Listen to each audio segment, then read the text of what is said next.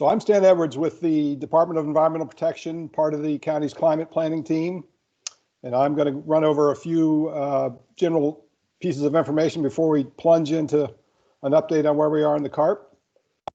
Emily McDuff from AECOM is controlling the slides here. So Emily, if you can go to the next slide, that'd be great.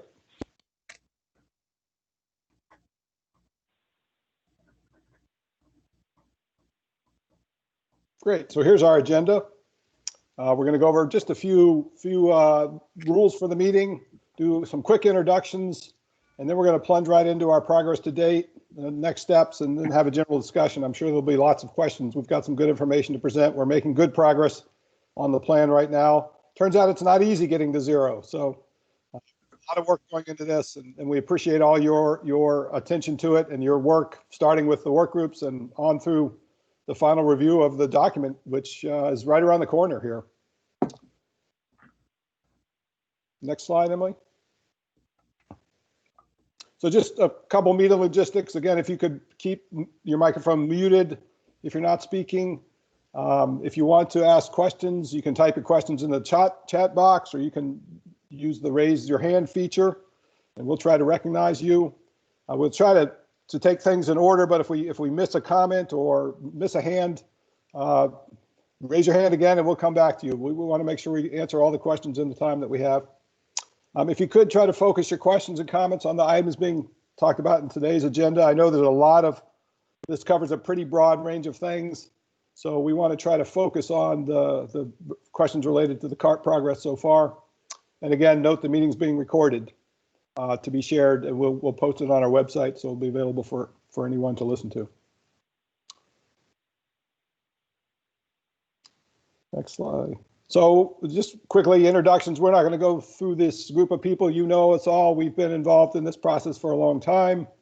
Not everyone who's on this slide is on the call today, but most of us are here and ready to answer your questions. And I will now turn it over to AECOM for their introductions and discussion of where we are so far. Hello, everyone. Glad to be with you today. I'm Ida Namer. I'm the project manager for the AECOM Inspire Green team. And here you see our core team members. Those in blue are with us today and happy to talk to you and answer questions. And I will hand it over to my colleague, Emily, to take the next step. And I'm actually going to turn things back over to Adriana to talk about the CART. You're good. Sure.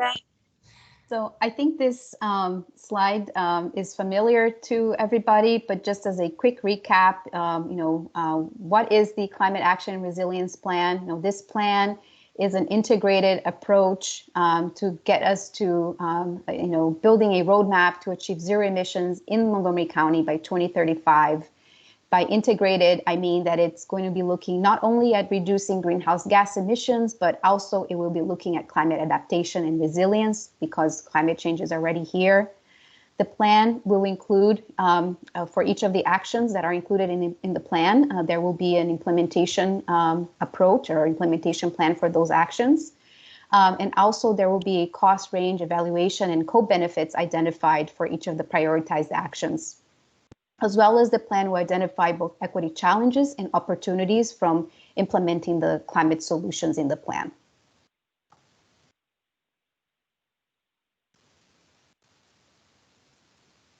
And just as a quick recap of where we are in the timeline, we are currently in that third block down. We are still in the midst of the consultant technical analysis, continuing to do public engagement to incorporate public feedback on their priorities and quality of life challenges so that those stories can be heard in the plan. And we're looking to issue the draft plan in November of this year, just around the corner here. And when the draft plan is released, there will be plenty of opportunities for the public to provide feedback and weigh in prior to a final plan being released in the early part of next year.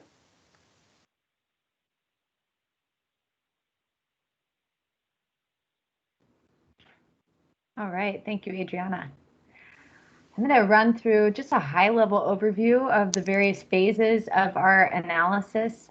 We started strong with 894 work group recommendations, it was great to be able to start with community input. That was really important to us as we were developing this plan.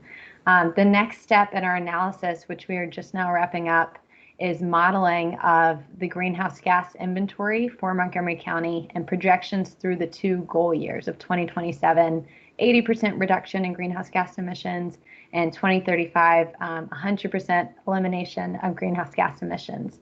And this modeling is to help figure out what are the major areas of greenhouse gas emissions currently being emitted in the county, and what are the actions under those major areas that we need to prioritize in order to, as Adriana said, develop a roadway to zero. On the other hand, we similarly did downscaled climate modeling to look at local climate considerations in Montgomery County and the largest climate risk areas, which Ricky is going to describe in more detail a little bit later.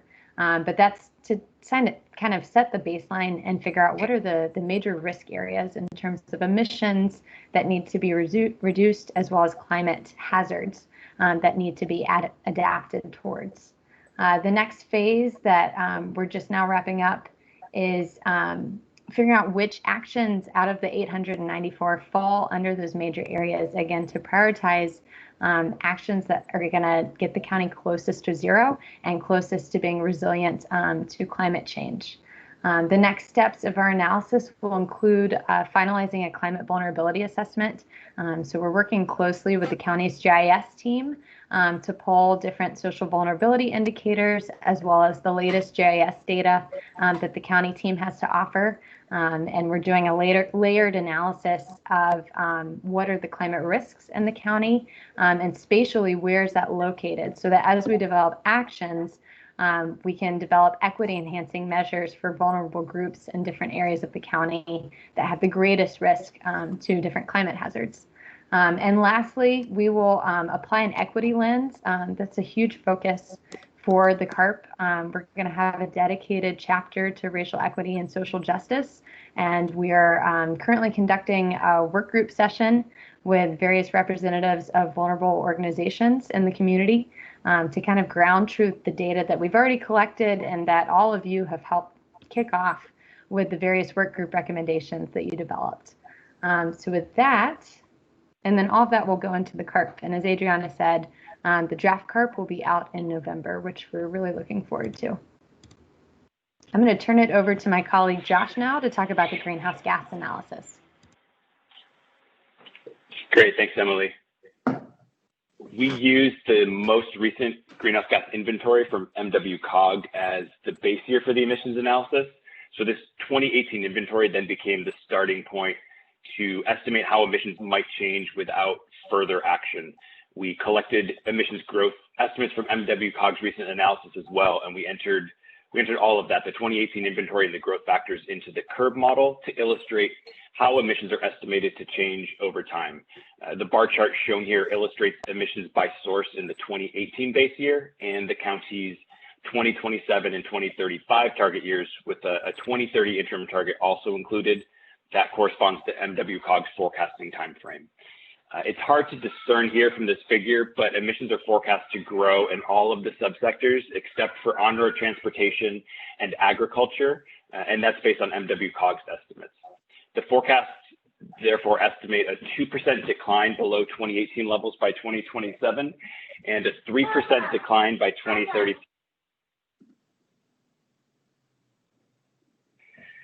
Most of the county's emissions in 2035 are estimated to result from residential and building energy use, shown in the red bar as 56% of the total, and on-road vehicle use is the purple bar. I'm not seeing anything on the screen except darkness. Can anyone else see the slides? I can try resharing. I can see the slides. I can see slides there. I see slides. And just to let everybody know, these slides will be shared afterwards through the recording. So if you're having any difficulty seeing them, just let us know and we can make sure that you see them later on.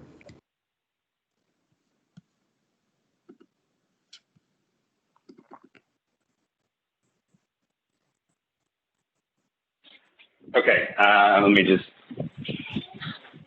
remember where I was. So in 2035, based on the bar chart that's shown, for those of you who can see it, most of the county's emissions in the 2035 target year are estimated to result from residential and building energy use. It's shown as the red bars at the bottom, and it's 56% of the 2035 total. On-road vehicle use, the purple bar, is the second highest contributor with 28% of the total. So it starts to indicate it definitely indicates the areas that need strong attention from CARP actions to ensure that meaningful greenhouse gas reductions occur. Next slide, Emily.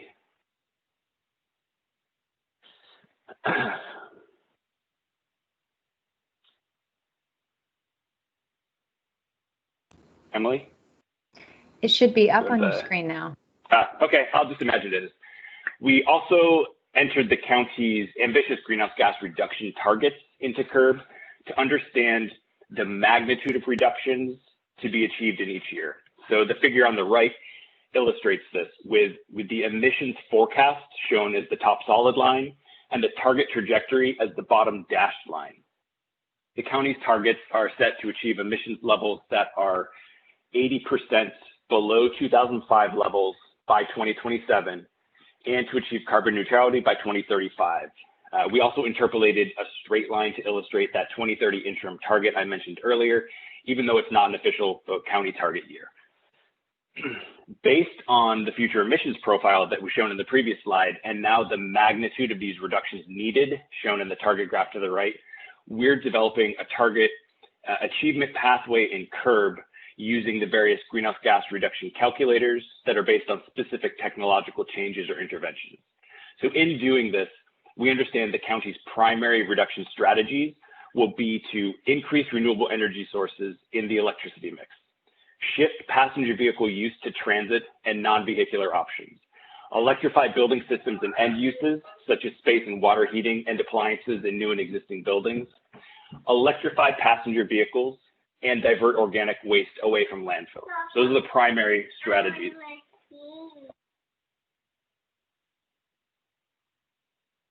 There are certainly other strategies that are, sorry everyone, I have a very cheese-hungry daughter. There are certainly other strategies that are necessary to achieve carbon neutrality, and as Stan alluded to earlier, getting to zero is really hard. And that's because we need to address all of the emission sources that occur from county activities.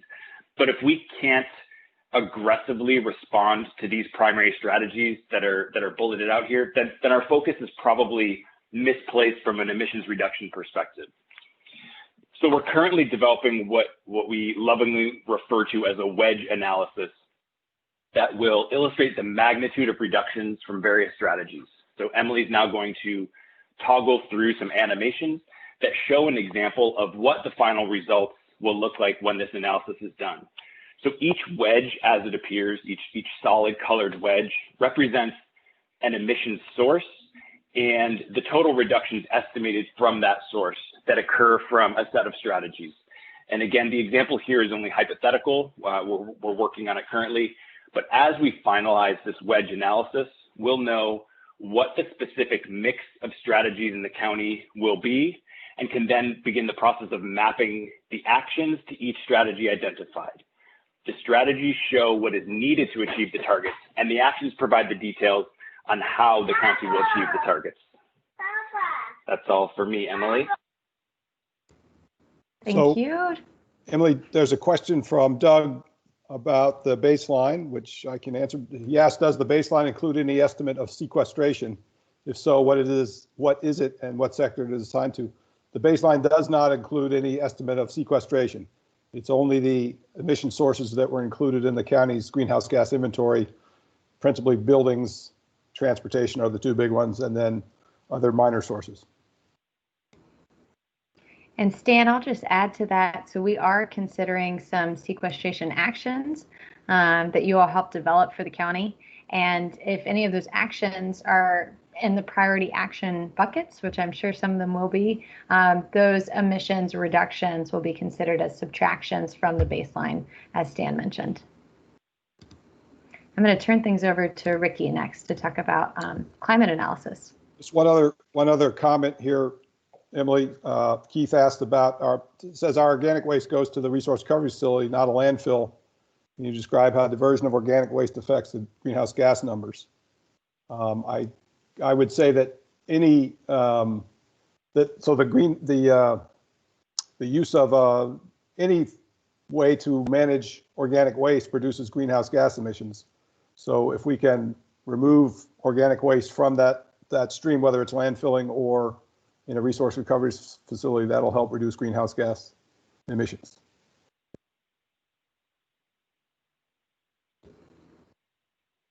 Thank you, Stan. Over to you, Ricky. All right. So as part of the, I guess, the vulnerability assessment is primarily being driven by this analysis that we're doing with the Flex tool. The data that we're using is from the Bureau of Reclamation. It's all been statistically downscaled using the LOCA downscaling method. We've chosen to look at two representative concentration pathways, so RCP 4.5 and RCP 8.5. Within each of those, we are also going to be looking at 3 different time horizons, so 2035, 2050, and 2100. And we're going to be developing a range of statistics, or we are developing a range of statistics for each of these different categories, with the exception of the high winds, because there isn't data really available for that we could look at. But we are looking at precipitation and heat, and also drought indices. And there will be sort of county average data that we're going to develop. And so these values will be shown sort of in a tabular form.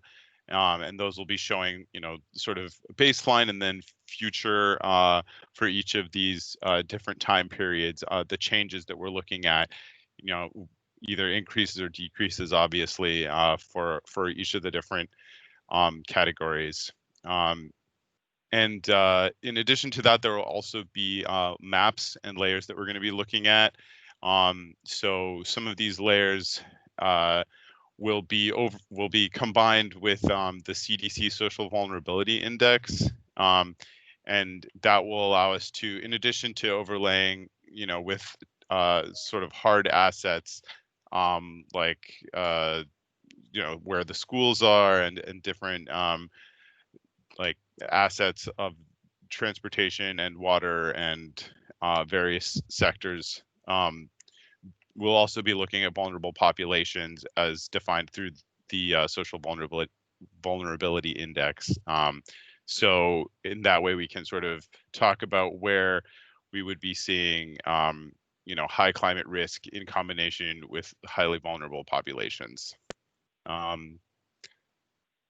And I think that's pretty much it, Emily. That's great, Ricky. Thank you. And I did see that Jeff Silva had a question in the chat. Thanks so much for your question, Jeff. The wedge chart that we showed was just representative. We're still working the final details out on our model, but that is the aim for what our final model will look like. You'll be able to see what actions fall under transportation and how big of the pie of emissions reduction will fall under various strategy categories. But thanks for your question. I'm going to turn things over now to Shantae. Thank you. So in the context of racial equity and social justice, we've talked about this being a priority for the CARP. And in that vein, we're developing a standalone chapter for racial equity and social justice that really talks about why it's important for the county and really talk about racial equity and social justice in the context of climate change. And so we've already started some work on that. And in that chapter, we're also going to talk about how the CARP is going to address racial equity and social justice. In addition to that, one of the things that we've been doing is really looking at additional engagement, working with organizations that serve vulnerable populations so that we can ground truth some of the actions that came out of the work groups, making sure that we're on the right path, informing some of the equity enhancing measures, which I'll talk about in the next slide, and really identifying if there are any blind spots that we have in development of the CARP that we really should be discussing in the context of racial equity and social justice, or just in the context of communities in Montgomery County that may not have been at the table. We want to make sure that we aren't missing some of their needs and concerns and development of the CARP. And when we talk about development of equity enhancing measures, we're going to use them to supplement priority actions to ensure that racial equity and social justice principles are considered when designing and finalizing the actions that we have, and that climate vulnerable groups are considered from a benefits perspective. And I'll go into two of those from a mitigation, two different actions on the next two slides. So here's a potential mitigation action. One is to implement an incentive program to encourage energy efficiency improvements. That's something that we actually saw as a recommendation from the work group. So when you look at climate vulnerable groups, which may include low income households or new immigrant communities, they may be more at risk because they lack the financial means to afford retrofits.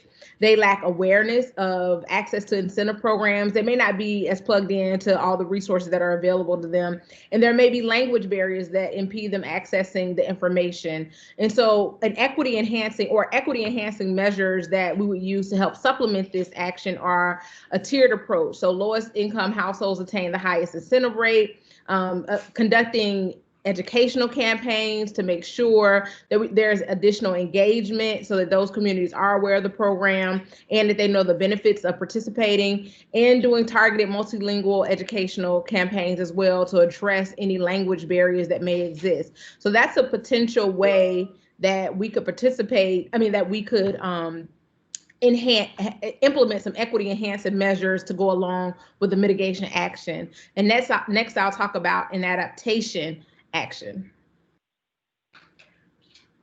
Goes to the next slide. Thank you. So an adaptation action might be a comprehensive review of storm drains to repair through Montgomery County.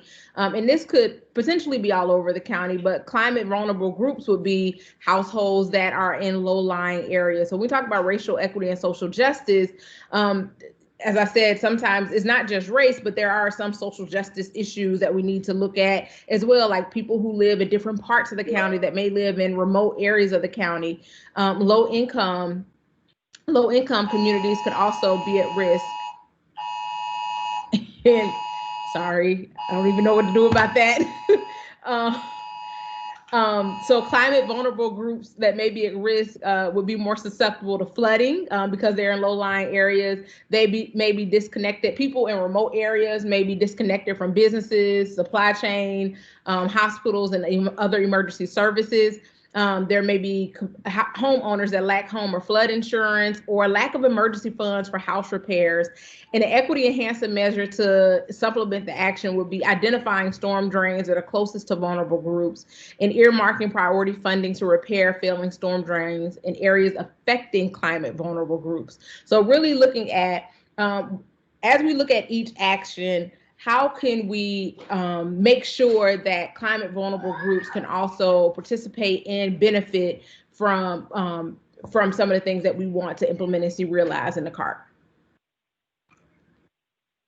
Thank you.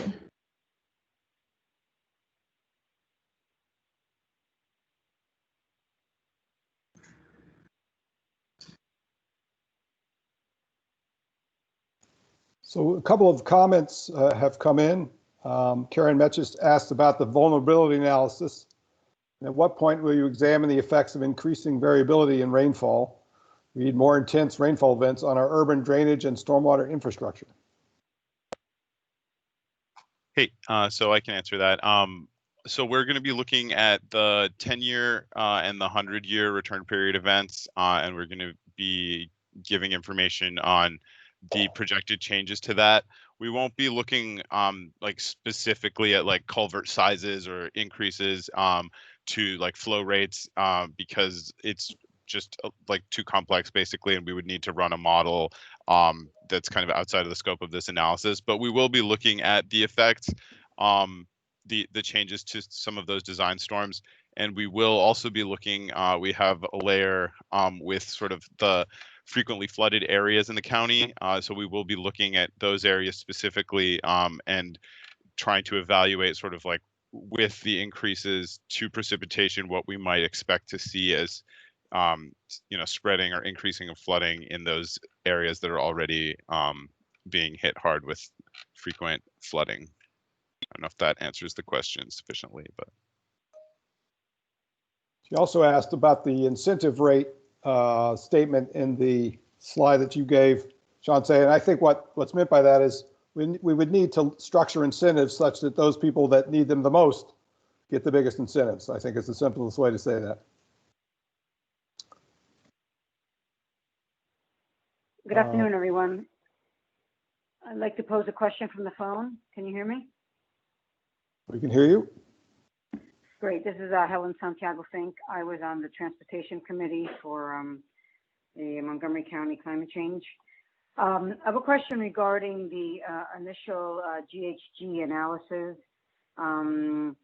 It was said that transportation is looking to be 28% of GHGs, whereas buildings and residential are 56%.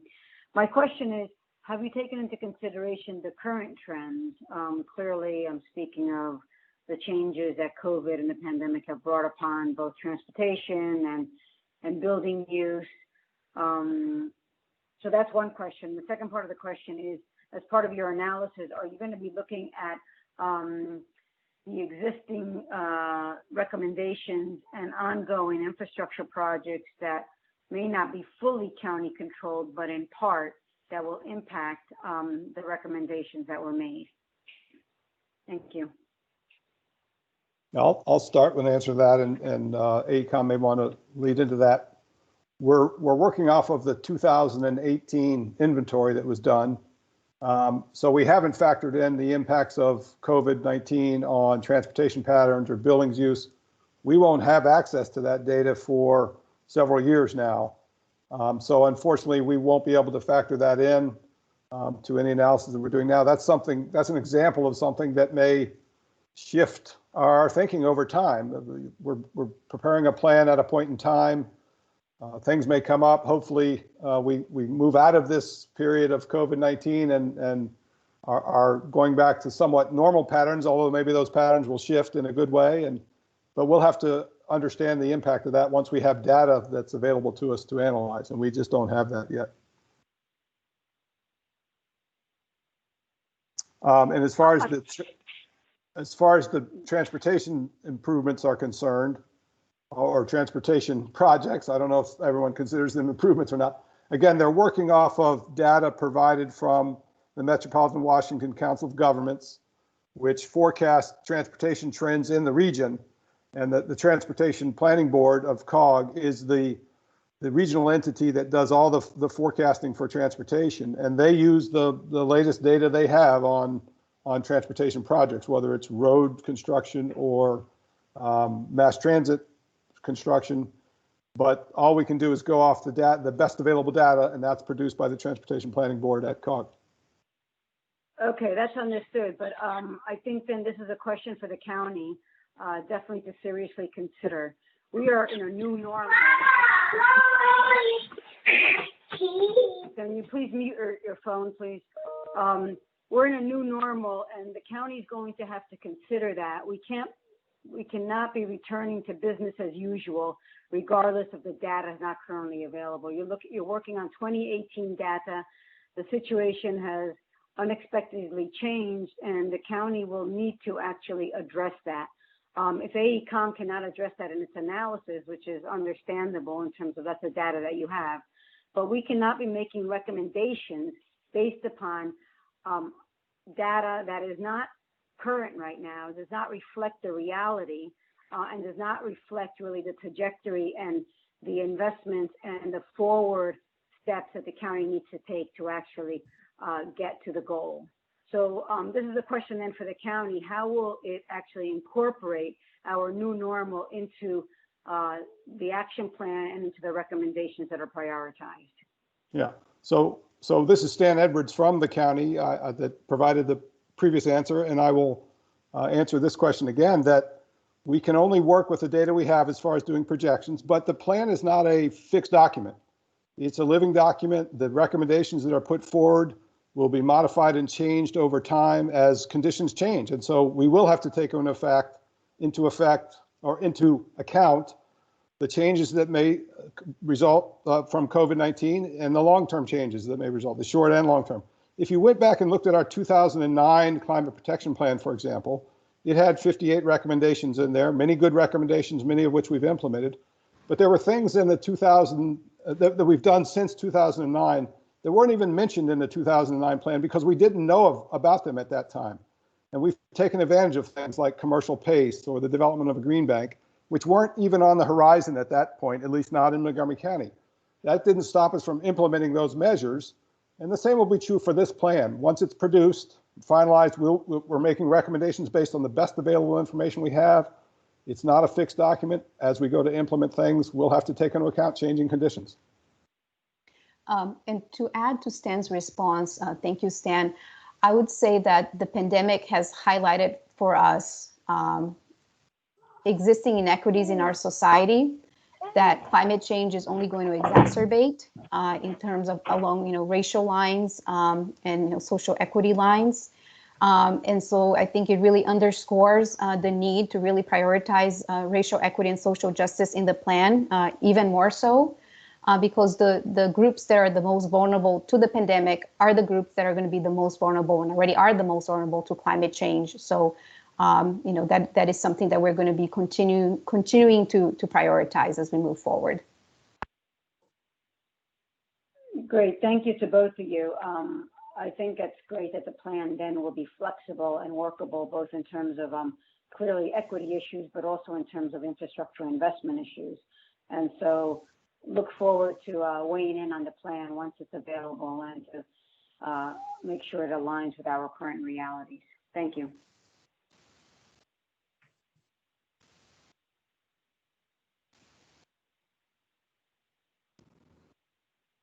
Dan, are we good to continue?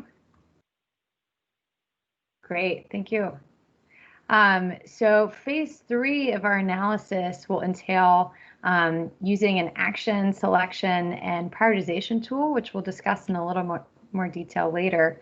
But basically to look at the top priority actions for the primary benefit areas, so greenhouse gas mitigation and climate adaptation, and then qualitatively assess how those actions contribute or detract from various co-benefits to the community, as well as feasibility criteria. So here on the screen in front of you are the 4 co-benefits that we've selected based on the work group recommendations that you all helped develop, the major buckets of area and concentration that these actions should help benefit along with their primary benefit of mitigating both risk and emissions. So racial equity and social justice, we know that these are not the same thing. Racial equity is a precursor to social justice, but we have grouped those together at this phase of the analysis. These might be broken out a little bit down the line based on how the analysis goes. Secondly, public health. This includes air quality and water quality, environmental stewardship, which includes urban greening, protection of agriculture, and other actions under that overall category. And then economic prosperity, which includes creation of green jobs and a more livable wage for the county. So again, these are co-benefits that we'll be assessing the primary benefit area actions against, but that'll be phase 3 of our analysis. Along with that, the county is going to be looking at feasibility criteria for the various priority actions, and those include county or public investment, private investment, and county authority. So this is, again, to qualitatively assess how do these actions rank in terms of hitting these additional benefits to the community. In terms of next steps for our analysis, so like I said, we're wrapping up modeling to develop our baseline to be able to assess these actions against. Next, we're going to consolidate actions that speak to similar strategies, especially with the different work groups. For the most part, it was definitely categorized by work group category, but there was some overlap. The climate adaptation team and the carbon sequestration team started out together and broke apart. So there are some actions that have some overlap between the different work groups. So we're going to consolidate those recommendations and refine the language so that they're more direct and speak directly to those primary benefit areas. In addition, we were so impressed. Out of the 894 work group recommendations, you thought of just about everything that we could think of to include in the CARP. There were just a couple additions that we thought of just based on past projects for other jurisdictions. For example, one additional action that we may be including is elevating mechanical and electrical equipment. This was a big climate adaptation action, especially after Hurricane Sandy, or Superstorm Sandy rather, in New York City. And so building codes were updated to address that. So there are just a couple actions like that that we're considering for inclusion, just to make sure we cover the heavy hitters, as we've been saying. Next, we'll prioritize those actions based on the major primary benefit areas, do the co-benefit and feasibility analysis, and the action selection and prioritization tool that we'll be using for that phase 3 analysis is actually available online on the C40 Cities website. We collaborated with C40 Cities to develop this. Josh was actually one of the leads on developing that model. So that's something you could check out in your free time. Again, that's the ASAP tool. We'll be using that to further assess the actions and determine how they contribute in terms of co-benefits and feasibility. We're finalizing the climate vulnerability assessment as well, as Ricky mentioned earlier. And as Shante mentioned, we're going to develop equity enhancing measures for the priority actions. And all of that will go into the draft CARP, which will be available in November. We wanted to share with you all a sneak peek of the table of contents. This is still a draft, still a work in progress, but just to start to see on paper what the different sections may look like for inclusion in the CARP. So we'll have opening letter, executive summary, background, both on climate change as a whole and how it specifically pertains to Montgomery County and affects Montgomery County. We're going to talk about current conditions and baseline, both from a greenhouse gas inventory standpoint, as well as projections through 2027 and 2035. And then the counterpart to that is looking at it from the climate piece. And what the county has done to date in terms of both of those areas. We'll have a standalone chapter on racial equity and social justice. And this is a huge emphasis for the CARP, and it's being factored into the various recommendations, but we wanted to give it a standalone chapter as well. We'll pull the highlights from the climate vulnerability assessment, look at progress to date, and then have a summary of the climate actions that are prioritized out of our analysis. And then finally, we'll have a next steps looking forward chapter talking about additional considerations for implementation. And I think Adriana is going to touch on some of those elements a little bit later. Over to you, Adriana. Thank you. Great. Thank you, Emily. So I wanted to talk about a few pieces that the county staff is working on that will be incorporated into the CARP. The first are the efforts of our Resilience Ambassadors. That is a program that we launched this summer with a cohort of 5 high school and college-aged youth from the county.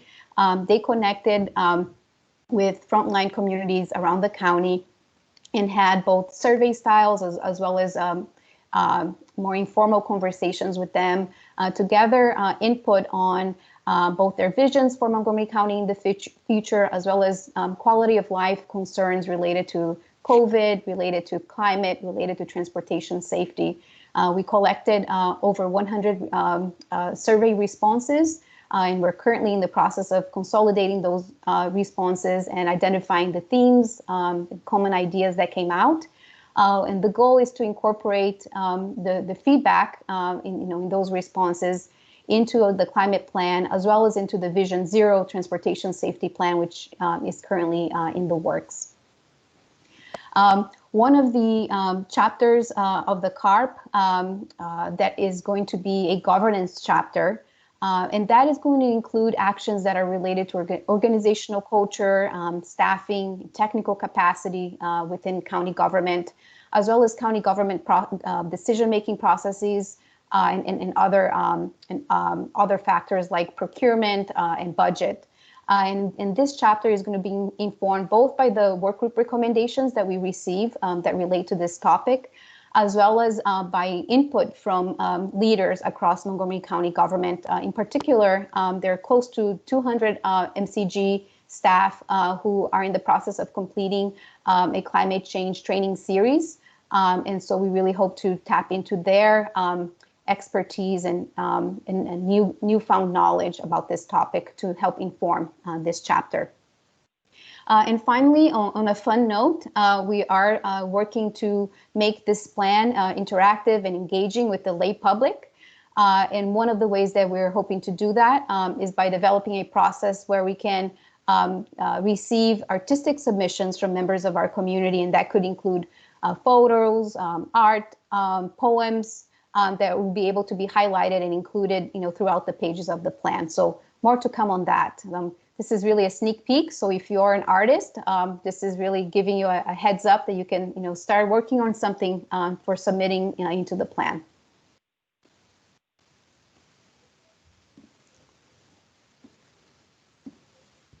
And I think that's it from our side. So I'm going to stop sharing my screen. Okay. Thank you, Emily. I think we've got some questions here that I'll just run down and we can answer them appropriately. Let's see. And if I've missed something, let me know, but I'm going to try to take them in order. Cynthia Mackey asked, will biodiversity and wildlife habitat be part of environmental stewardship? I can answer this one. Yes, that will be included. We really wanted for the co-benefits for them to be broad enough to capture a lot of these different sub areas and work closely with the county to select those under that basis. So yes, that will be included. Karen says, I hope you plan to examine the county's codes and standards to identify opportunities to build in resilience. Karen, I don't think that's something that the CARP will do, because that's a long-term exercise there to examine all our codes. But I'm sure there will be a recommendation that we examine the codes and standards. But that won't be something that will be part of the CARP itself. That's an exercise unto itself. Philip Bogdanoff asks, what has Inspire Green been doing, and will we have a report from them? So I'll let Emily or Chauncey answer what Inspire Green's been doing. They provided some information on this report. They've been a big help. Yeah, this is Chauncey. We've been working on the racial equity and social justice components of this. We've also been participating in the climate vulnerability as well. And I'm just going to chime in and say, I was about to say that we have loved working with Inspire Green. They've been a part of the team from the start. So it's not like two sides. We're developing this together. Carl asks, how are you analyzing and incorporating climate change related actions that need to occur at the state level, such as increases in the electricity RPS over time and the approval of CCE in the county? So there are definitely assumptions that some of these actions that are going to be required to green the electricity grid will happen. So we're assuming that those are implemented and we get reductions from those things. Whether they will happen or not will depend on lots of different things. But we have to assume, let me put it a different way. If we don't make the assumption that the electricity grid gets cleaner, we don't have a shot at making our goals. But we have to assume that that's going to occur, and we'll be working strenuously to make sure that occurs. Mike Wickham asked, will there be financial analyses and who will pay for these upgrades? So again, there won't be a detailed financial analysis in the CARP for every action and how we will pay for those actions. That will be as we move to implementation. So if we have a recommendation related to increasing the efficiency of existing commercial buildings, for example, we will, as we go to pass legislation or programs to implement that action, we will have to figure out how they will be funded, who will pay for them, what's the share between the private sector and the public sector. But those kind of detailed analyses of the way we're going to pay for each action will occur as we go to implement the actions once the plan is put in place. I don't know, Adriana or Doug, anybody else wants to add anything to that? I think that's right. One thing that I will add is that, at least at a high level, in terms of level of magnitude, the plan will give us a sense of, what are the things that are relatively low-hanging fruit from a cost perspective, and, what are things that are really big dollar signs. So it will assist with the first level of, for planning purposes. Okay. Jeff Silva asked a question about the metrics and the inspection procedures used to determine if buildings achieve GHG reductions. Again, that's a detail that will be worked out. So for example, we're working now on building energy performance standards that would apply if implemented to existing buildings. And part of that process will be a reporting process where they will have to tell us the improvements they're making, and those will be verified through a permitting process or a similar review. So that's a level of detail, again, that we'll get into as we go to implement a specific recommendation of the CARP. So the CARP won't go into quality control procedures for building improvements.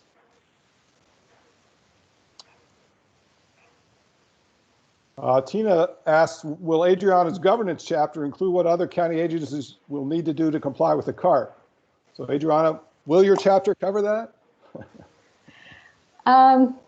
Can I answer by saying yes and no? I mean, it's still being drafted, so don't have a full picture yet of what that's going to look like. One thing that we do want to make sure is that the actions that are included in this section in particular identify who is the lead agency and who are the assisting agencies. We want to make sure that things are written out in a way that is specific enough for there to be a level of accountability for actually implementing things. And at least for the school system, we have determined that it would be helpful to have a pull-out section that specifies for MCPS what are the actions that that specifically relate to the school system. But that is about as far as we are right now in terms of in relation to your question. So for those of you who don't know, Tina works for one of those other county agencies, and I don't know whether she's hoping that the CARP will tell them what to do or won't tell them what to do, but I'll leave that alone for right now. Let's see. Ryan Smith asked, will there be recommendations for on-site generation? Again, on-site solar, which is going to be our principal method of generating renewable energy in Montgomery County, will certainly be among many recommendations in the CARP. And we're working right now to try to implement more on-site solar. So I've read the previous questions. Now I'm catching up to them, so they're new to me. Given the timeline for completion of the CARP, this is from Carl, in early 2021, will the county exec be including funding in the FY22 budget to be delivered to council in March for climate action implementation? And I think it looks like Adriana's frozen to me, but I'll answer that question if people can still hear me. We do expect there will be funding in the budget for FY22, as there has been in the past. We have what's called a non-departmental account, which allows funding for across various departments for actions. So we expect that to be a piece of the FY22 budget as well. And Adriana, I don't know if you heard that question and want to add anything to that. Yeah, nothing further to add. Okay, great. So that's all the questions I see in the chat. I'm sure that's not all the questions people have. So either go ahead and add things to the chat, or if you have a question, you want to raise your hand and unmute yourself and ask it, we'd be happy to try to answer.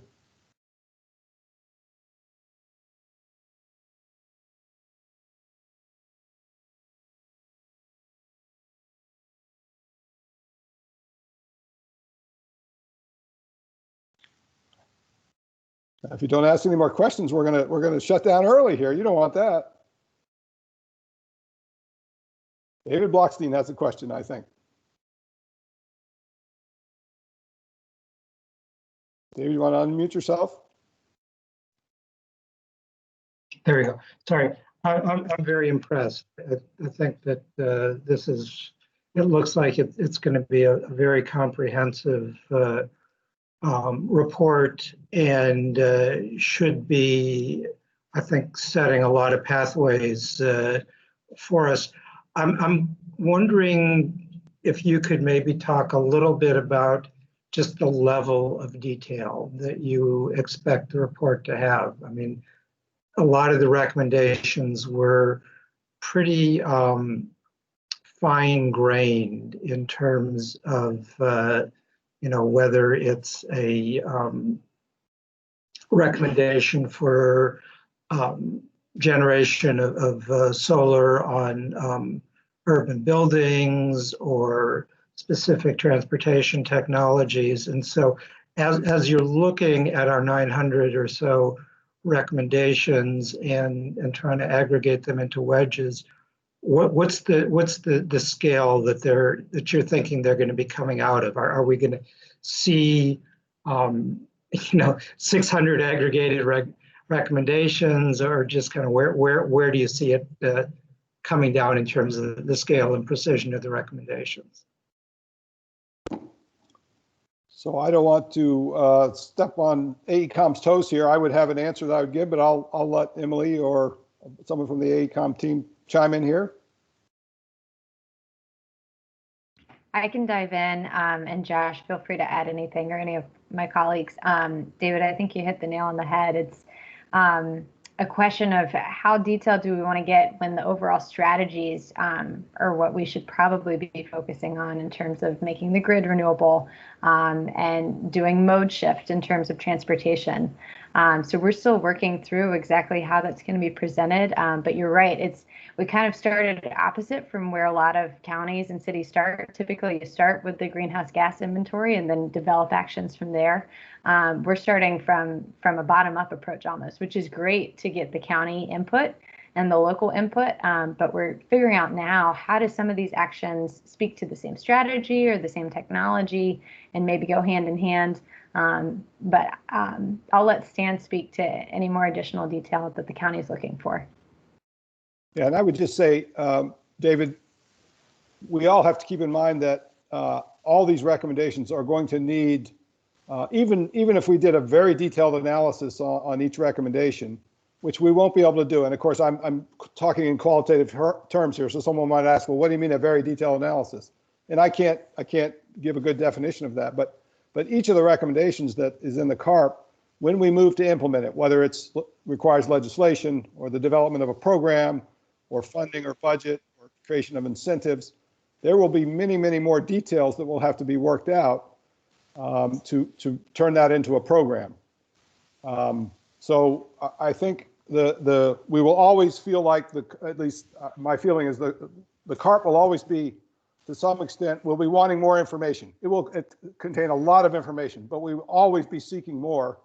And so to that extent, the answer is, we'll continue to develop as it goes forward. The CARP will lay a foundation, and when we go to implement things, there'll be much more information gathering, and we'll make adjustments for things like the impacts of COVID-19 that we might not be able to anticipate, but once we start to collect data on, we may have a clearer picture of how that might impact a particular action, for example. If I could just follow up, and I appreciate both of those answers. I think given the time frame that we're operating under for implementation, and the fact that we're starting with the climate emergency, that within the constraints of the project budget and the project time frame, the closer that the report can get to actionable items, pieces of legislation that can be put for the council, budget items that can be put into the budget, ideas that can be brought forth to community partners, the more likely it is that we're actually going to achieve those goals. Yep, I appreciate that. One of the things you've heard, I know Adriana say several times, is we're doing while planning. And so we are working on some really major initiatives that will be recommendations in the CARP, I'm sure. I mentioned building energy performance standards earlier. We're working on building codes, both for residential and commercial buildings, and looking at pathways to net zero. And again, that's a recommendation, will be a recommendation of the CARP, that you have to make your buildings more efficient and electrify those buildings. we're working on those things now because we do recognize they're long lead term things, but they're very critical things. And if we don't do those things, then we don't have any chance of meeting our goals. So we're not waiting for the CARP to come out to start on some of those big ticket things. But I appreciate your comments. And one thing that I would add more so on the tone or the approach of the language in the CARP is that we like to aim it for it to be not technocratic, GHG speak, things that only those of us who've been really involved in this process would understand. We're trying to put out a plan that everyone in the community can understand and embrace. And that means putting things in layperson's language that that the general public can understand. And I realize that is a challenge, but that's something that I feel pretty strongly about doing if we want everybody in the community to embrace, combating the climate emergency as something that they own as well. Okay, Lori asked, will the work of the climate budgeting process work group be reflected in the governance chapter? And maybe we need to give a little discussion about what the climate budgeting work group is. So Adriana, sure. Yeah, I thought you were looking at me, Stan. So, that is our newest work group, and it's currently up and running and active. It is a 15-member group of community members who have a mix of expertise, including in GHG accounting, program evaluation, as well as public sector budgeting. We brought them together as one of the near-term actions that we want to take on, even while the climate planning process is unfolding. And we're seeking their help for providing recommendations on what are the steps that the county can begin to take to incorporate climate change considerations into the budgeting process. So, for example, what are the questions that we should be asking when county staff or county budget staff are reviewing project proposals submitted by departments, either in the operating or in the capital budget. So it's really focused on looking at the budget process and infusing climate change considerations into that process. The work group began convening last month. They will be wrapping up in October, so it's a pretty fast-paced convening. And the reason for that is that we're hoping that some of the short-term recommendations coming out of this work group can help influence the budget development cycle for this upcoming fiscal year 22, budget development year, which is really upon us. And so I think to answer Lori's question, I think it's going to depend, on how quickly the work group wraps up and whether, we'll have a window of time to incorporate the recommendations that come out of that group into the plan itself. So I think that there's certainly an opportunity, an opening of a window, between the time that the work group wraps up and when the CARP draft comes out. But I think we're just going to wait and see, what happens.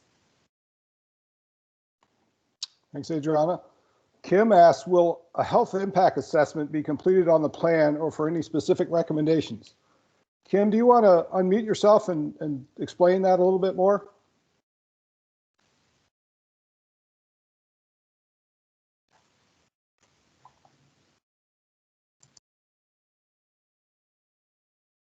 Kim, are you still there? Okay, we'll come back to it. If Kim can explain that question a little bit more.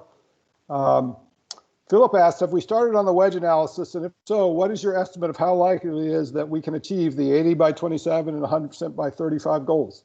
So I'll start this, and then if AECOM wants to chime in. They have started the wedge analysis, and it will be tough. It will be very tough to achieve these goals. I think to say anything other than that would be not being honest. There are many things that we can control will require significant changes in the way we do things. So I've talked about building energy performance standards as one. We have a lot of existing buildings in the county. They use a lot of energy, and to reduce that energy use will, in some cases, require very significant changes to those buildings. that's something that we do have control over and can, in theory, pass legislation and provide incentives to do that. We are challenged, as we all know these days, financially. Not only is the county government challenged, but the private sector is challenged. So meeting some of those goals will be hard. In addition, there are things that we don't have as much control over as we might like. So I'll use air emissions as an example. That is a component of our transportation emissions from air travel, and it's unlikely to me that the county will stop everybody from Montgomery County from going to the airport and flying. So that's going to require a campaign to encourage people to fly less and to understand what their impact is of flying. But something like that will make it difficult for us to achieve these goals, which are very ambitious. And I would ask any of my colleagues who have anything to add to that to chime in. I can add just one note to what you said, Stan. Oh, sorry, got somebody behind me.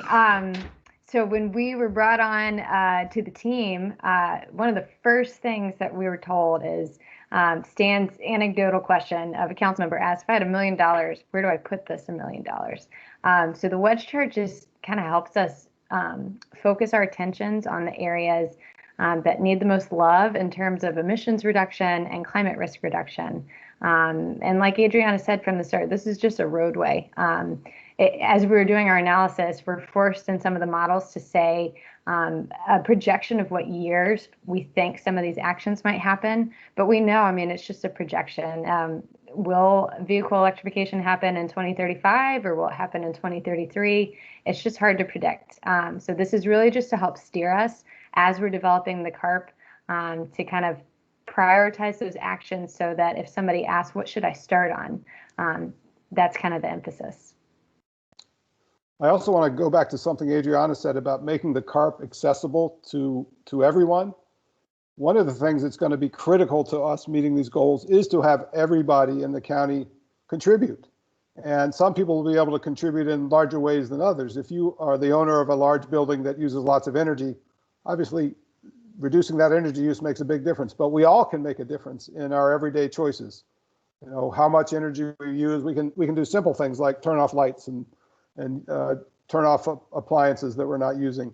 When we choose our next vehicle, we can look for the most efficient vehicle, whether that's an electric or if you can't afford an electric vehicle or don't have that option, to get the most efficient gas-powered vehicle. But we all have opportunities to influence emissions, and so that education component of the plan and our activities going forward related to education and bringing everybody into the discussion is going to be really critical to meeting those goals. Walter asks, has AECOM been talking with private businesses in Montgomery County, such as car dealers selling electric vehicles or building owners of existing buildings? Walter, do you want to elaborate on that question a little bit? Hi, I think I'm unmuted. Yeah. So I just feel that we are going to be asking the private sector to do a lot here. And I think it would behoove us to be talking to them as we plan. I mean, how many electric vehicles are being made in the United States? Can we possibly, you know, all buy enough electric vehicles to reach our goal? Or, you know, what is it, how do owners of existing buildings, what is their take on a demand to radically reduce their greenhouse gases? Yes, so those are all good questions. I think what we've asked AECOM to do is to tell us what things we need to do in order to meet our goals. And then it's going to be up to the county and all our partners to do what you just suggested. We need to talk to people who are buying cars, people who are selling cars, people who are buying buildings, building buildings, using buildings, to understand what their challenges are, what their needs are, And those conversations will certainly take place as we go to implement particular actions. So I've mentioned again several times building energy performance standards. That's going to be the subject of vigorous debate, I'm sure, when that policy is proposed. But again, the other aspect of this is just our outreach and education program that will have to be very robust if we expect everybody in the county to help contribute to this. So you're absolutely right that talking to the folks who are affected by this will be an important aspect of this work and critical to meeting the goals. Cynthia asked about the wedge analysis. Cynthia, did you get your wedge analysis question answered, or do you have a further you'd like to ask about that?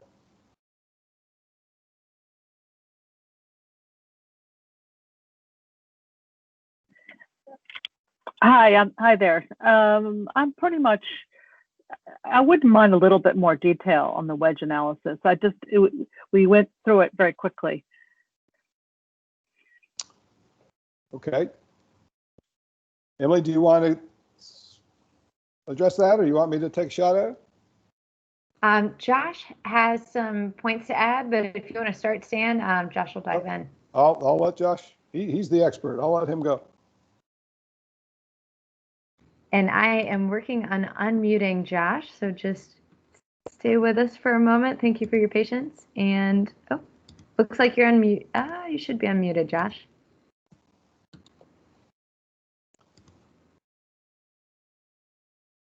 It looks like I'm not able to unmute you from my end. Okay. Adriana, you may be able from your side. Well, I can step in while we're trying to unmute Josh. I think the wedge analysis, if we think of our challenge of reducing greenhouse gas emissions as a piece of pie or a whole pie, the wedge analysis is just looking at the various slices of the pie. If we were trying to eat the whole pie, how big of a slice do you have to take in order to, how many slices do you have to take and how big do they have to be in order to eat the whole pie? Some people are going to want a bigger slice of that pie, and some of our actions are going to result in more reductions. So there'll be a bigger piece of the pie, and others will be smaller. And what we're trying to find is the biggest wedges that will reduce emissions, or the biggest delicious pieces of pie. That's simply what the wedge analysis is. It's just kind of stacking the actions one on top of each other to try to go from where our current emissions are down to the goals we're trying to achieve.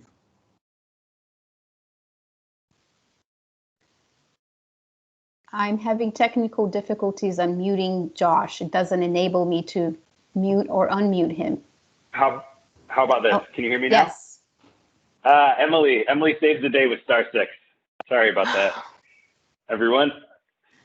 Yes. Stan, that was a really great overview of the wedge analysis process. I think the additional detail I would add is that it tends to be an iterative process, and what you try to do is say, okay, we know that we've set this target, and we need to somehow bring our future emissions line, that top line in the target chart, down to meet this dashed target line, and we're going to fill it with wedges from different sectors.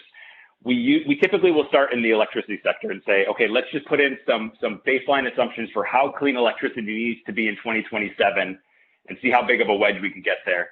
And we then go back through all of the greenhouse gas calculators that are in the curve tool and start layering in additional actions, which serves to either generate new colored wedges based on if you're addressing a new emission source, or it increases the size of a wedge if you've gone back to add additional strategies within one emission source, or increase the participation. So it does tend to be a little bit circular, a little bit iterative, but what it does is help to show you, particularly for the 2027 target where you're not trying to get to zero, there are probably multiple reduction pathways that can get you there. It's a really aggressive target, so you don't have a lot of variability. You really do need the same types of strategies, but you have flexibility to say, in this scenario, we're going to assume a much higher percentage of renewables in the electric grid and a lower uptake of EVs. Or you could do the opposite and say, we really think we're going to hammer VMT reduction actions and vehicle electrification because we have less control over the electric grid. When you get to the 2035 scenario, you really need to just throw everything in the kitchen sink at your at your emissions because you're trying to get to zero. And as Stan mentioned, there are going to be emissions remaining in 2035 that we then need to figure out how do we address these items that we just really, there's no technological way to overcome them. We either need to say we're going to purchase offsets, or we look into developing local sequestration programs and strategies like somebody mentioned, or we fund energy efficiency improvements outside of the county. If we've already maxed out local energy efficiency improvements, maybe we cause those reductions to attribute to another community. I don't know. Does that answer your question or give you a little more detail on or clarity on the process that we take? Yeah, I think that was great, Josh. Thank you. David had a comment. I don't think it's so much a question as a comment, and it's an excellent comment, I think. David, do you want to elaborate on this? It's about our data and our lack of data in some cases and the need to advocate for better data. Sure. Can you hear me? Yes. Yeah. Well, you said it well there, but I think that's it's a general condition for planning these days.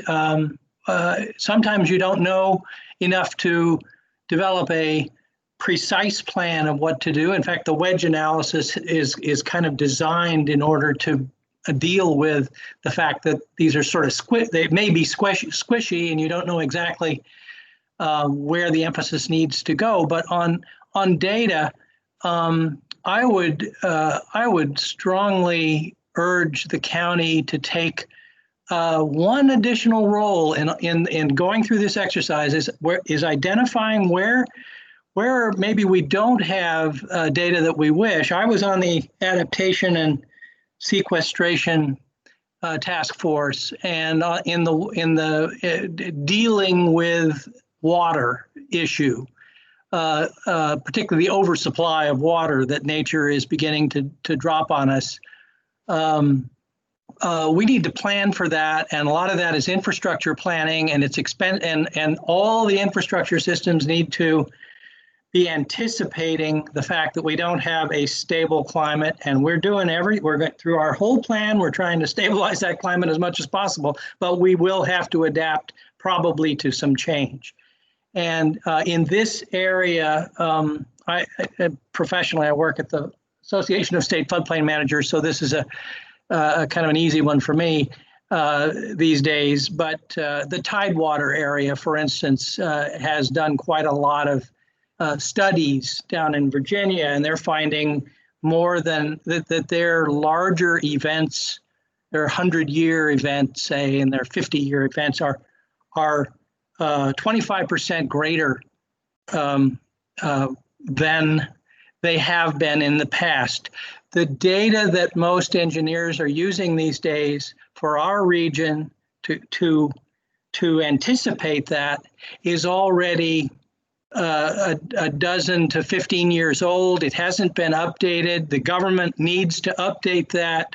All of us, including maybe the county, ought to be banging on the federal government, which generally takes responsibility for that, to find a way to get that done so that all the investments that we're making are forward-looking in terms of conditions, rather than too limited when we make the investments day after day today. Yeah, that's an excellent point, David. I really appreciate you saying that. I recall, again, in our 2009 plan, we had done some work with our Department of General Services on fuel use in the county. And at that time, they tracked everything by dollars. How much money did we spend on fuel?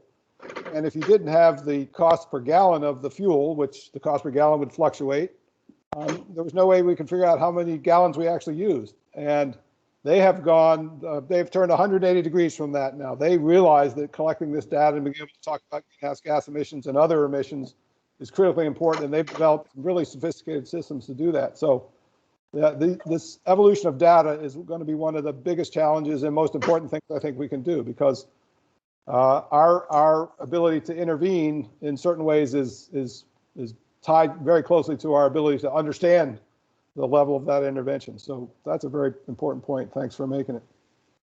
Philip notes that the council's resolution had a call to initiate large-scale efforts to remove excess carbon from the atmosphere and ask what's being planned on that front. And my answer to that is, other than the sequestration things that are being contemplated, that were recommendations from the work group and are being contemplated in the plan, we don't have any large-scale efforts to explore that. It's something that we just haven't had the capacity to look at. And I don't know, again, Adrian, if you want to add anything to that.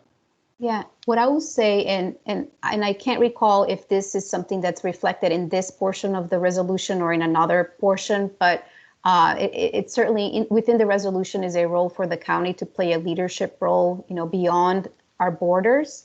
And we do take that seriously, and we have taken some initial steps to build coalitions with other Maryland counties and other local jurisdictions, so that together we have a stronger, louder voice, in front of the General Assembly, and just a better coordination, so that it's not just us doing these things all alone for Montgomery County, but that we're able to share the work that we're doing, and vice versa, and learn from others as well.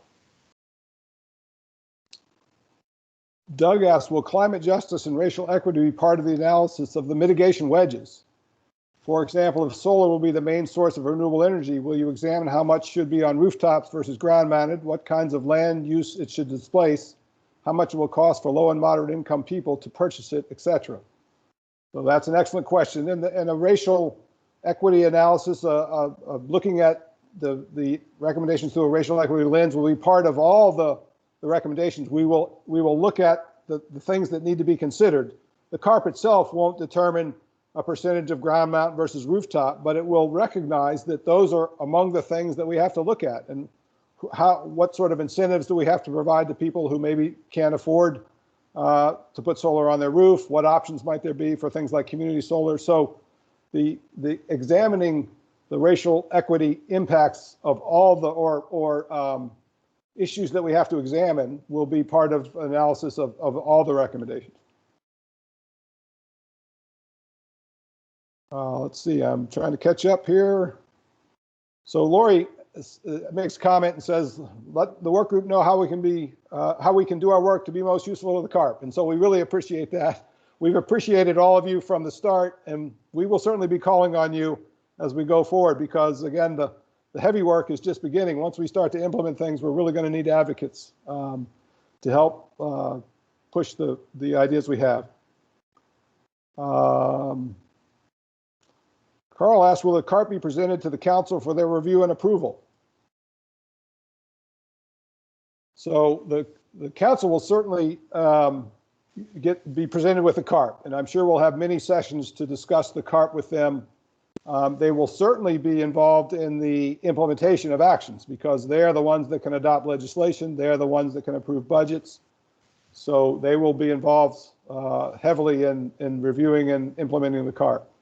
Whether they will approve the CARP as a document, I can't speak to that. That'll be up to the council, I guess, to decide how they want to recognize the CARP. We'll have to see.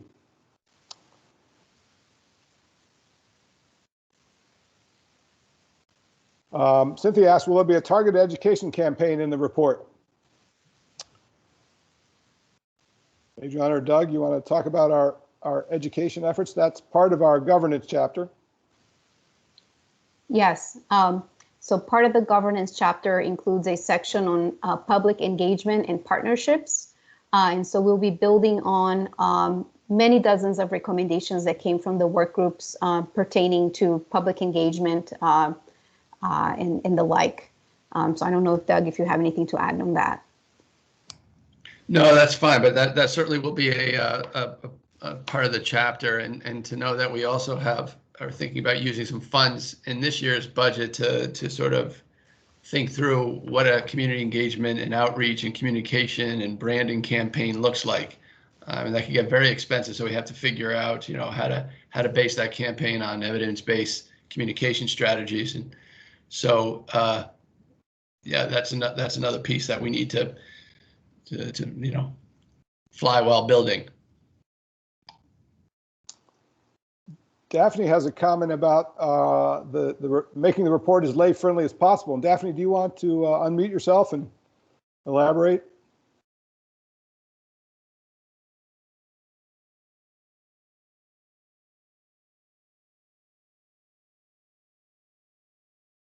While Daphne's finding the unmute button, I'm going to go on to another question here. Can you hear me? Hello? Yeah, there you go. Yep. Go ahead, Daphne. Oh, there. Sorry. I had to do the *6.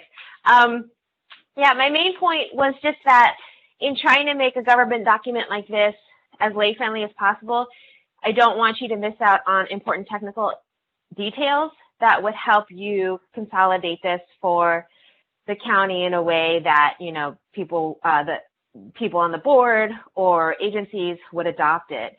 And simply because these kinds of reports aren't something that the general public consume, right? So by trying to direct it as lay-friendly as possible, you could be losing an opportunity to get very important details in. And so I was just making the suggestion that you're better off taking it as a technical document and then having communications people translate it into a more lay-friendly summary that could be used for the general public, but that, you know, you don't want to lose the opportunity just for that purpose.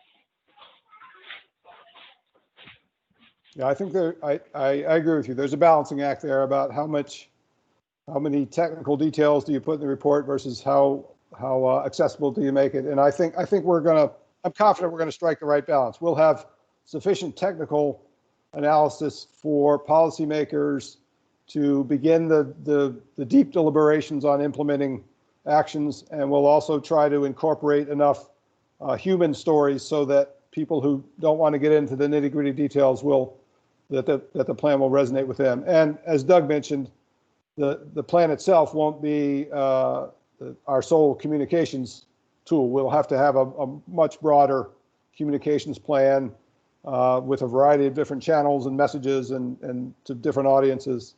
So that will be a challenge. David had a comment about some of the recommendations of the Clean Energy Work Group were for additional analyses. David, do you want to unmute yourself and talk a little bit about that? I agree with you. Sure. Yeah. So the question really comes from, in a lot of cases, in the Clean Energy Working Group, rather than recommending a specific action like that there should be more of something that we thought that really what we need is analysis. We need analysis of what is the capacity within the county for generating clean energy, recognizing that we don't think that the county goal should be energy independence. We thought that there was a need for analysis of various financial instruments and other tools, as well as certain technical analysis. And so, you know, maybe some people will say that we punted a little bit in not getting to the bottom line, but our sense was that it was important that somebody do that kind of technical quantitative analysis before there is an action. But yet that doesn't, that analysis isn't by itself isn't going to reduce any greenhouse gases. So I'm just wondering sort of how do you fit that? And I know at the beginning you talked about you know, two different kinds of actions that, you know, ones that were, I can't remember the terms that you used, but I'm wondering what you're thinking about now that you've delved into these recommendations. Yep, and I see Emily has come on the screen, so I think she's got an answer there. I have an answer. Feel free to add to this. This is not the answer. Yeah, you're spot on, David. So what we've done is, as an initial pass, we looked at direct versus indirect actions. So direct being ones that hit the primary benefit areas, so reduce climate risk or reduce greenhouse gas emissions.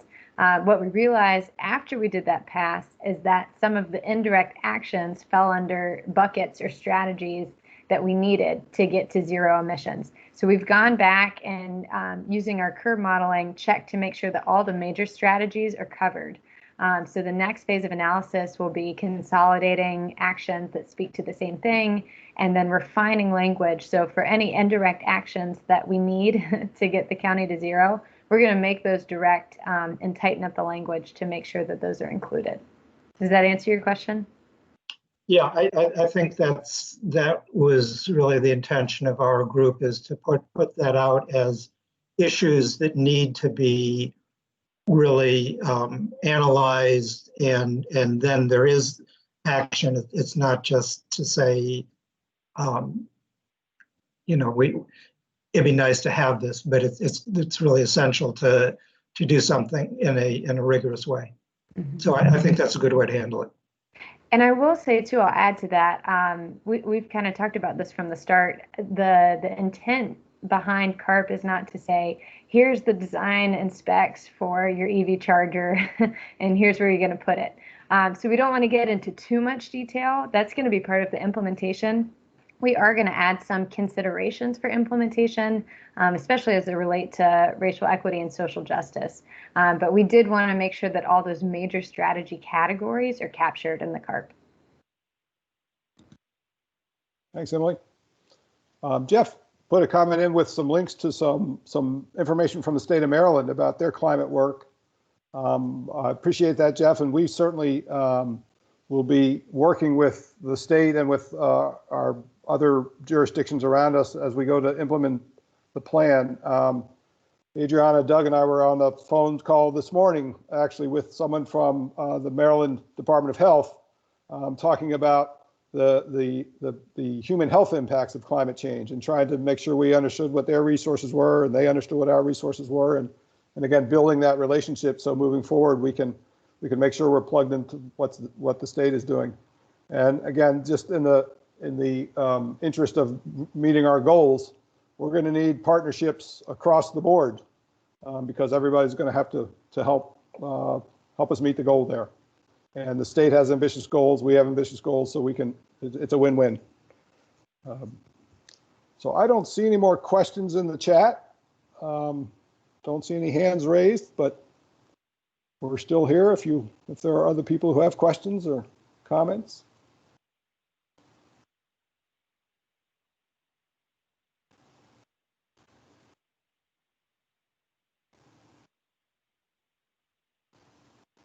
All right, not seeing anything else. Adriana, do you have any final thoughts, or Ida, do you have any final thoughts? No, just wanted to be ready if you needed anything. Leave it to you guys to finish out. Thank you. You know, we didn't cover in this call, you know, all the other things that we also have going on, you know, the acting while we plan piece, but we do have an upcoming monthly virtual office hour. I welcome you to join us there.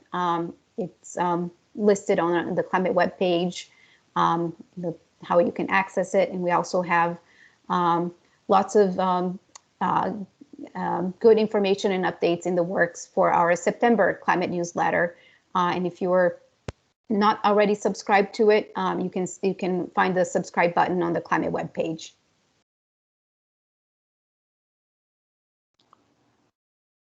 Okay, did have one other comment here from Doug about sequestration. Rather than read it, Doug, why don't you unmute yourself and let us know your thoughts.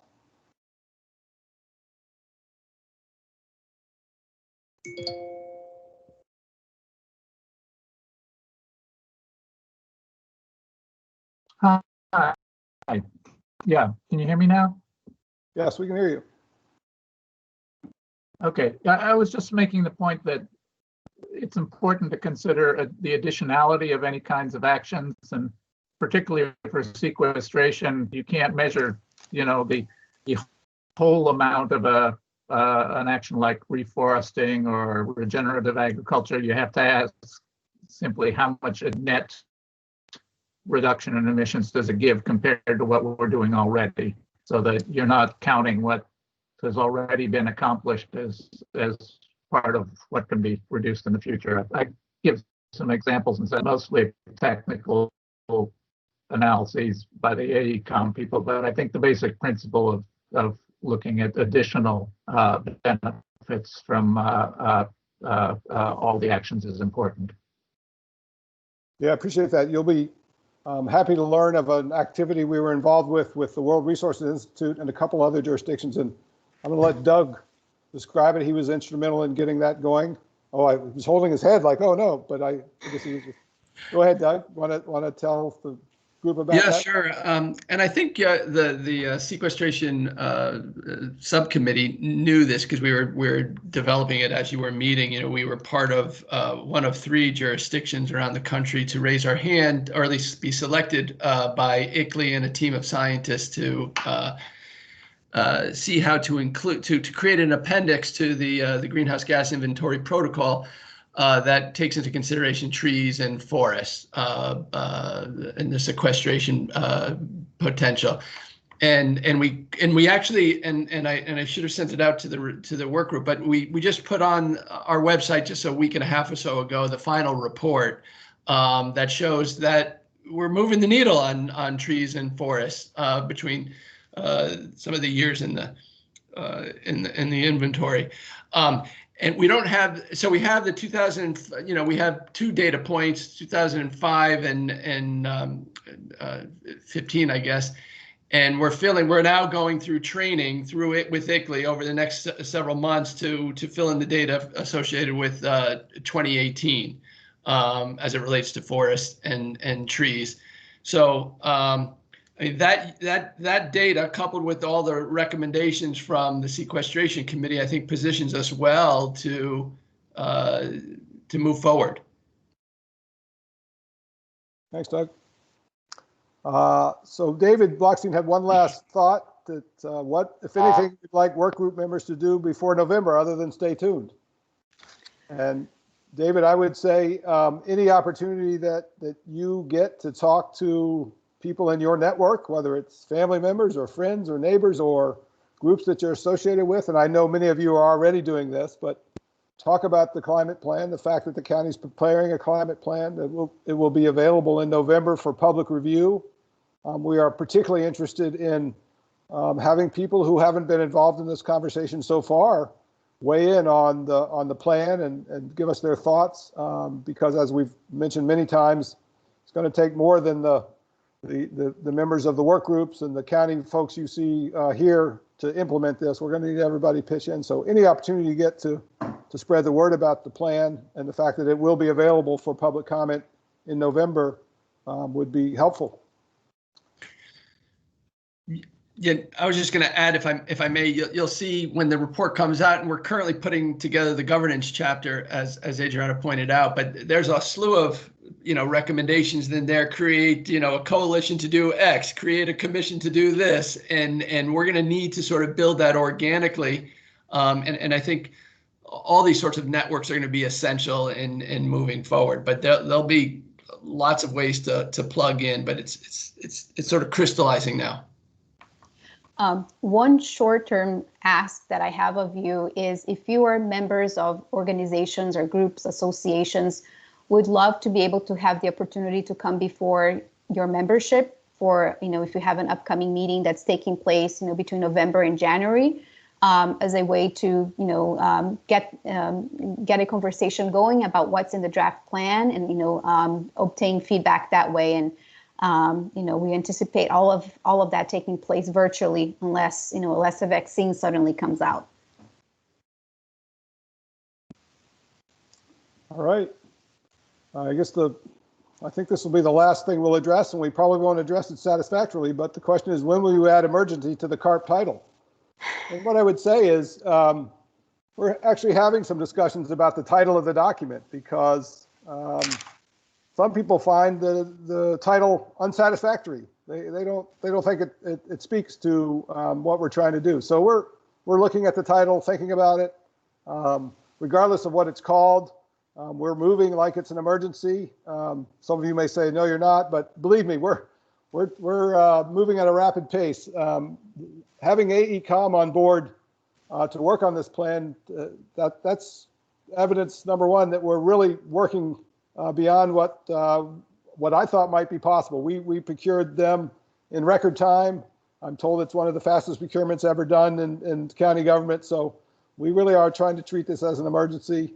And so whether that appears in the title or not, we'll continue to work like it is. And we appreciate your efforts to help us do that. So with that, I think we'll call it a night unless anyone has one last comment.